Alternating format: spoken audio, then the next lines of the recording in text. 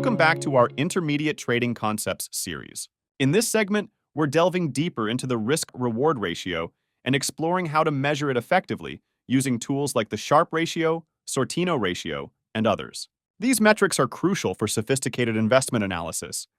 While the risk-reward ratio is a fundamental concept in investing, measuring it accurately can be challenging. Tools like the Sharpe and Sortino ratios provide a more nuanced understanding of the risk-reward balance in an investment portfolio. The risk-reward ratio evaluates the potential return of an investment against its risk. But simply calculating potential high returns against possible losses doesn't always capture the true risk profile of an investment. The Sharpe ratio, developed by Nobel laureate William F. Sharpe, measures the risk-adjusted return of an investment.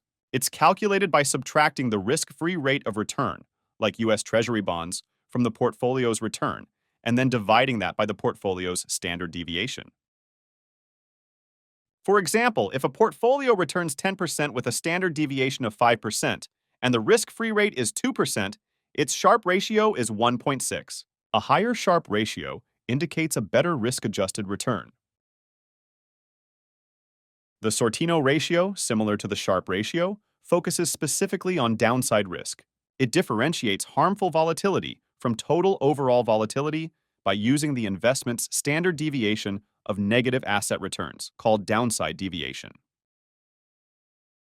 For instance, if a portfolio has an annual return of 8%, a risk-free rate of 2%, and a downside deviation of 4%, its Sortino ratio would be 1.5. This ratio is particularly useful for investors who are more concerned with downside risk. Other metrics like beta, which measures volatility compared to the market, alpha, indicating excess return over a benchmark, and R-squared, reflecting the correlation between portfolio and market movements, also provide insights into risk-reward assessment. In portfolio management, these metrics are invaluable.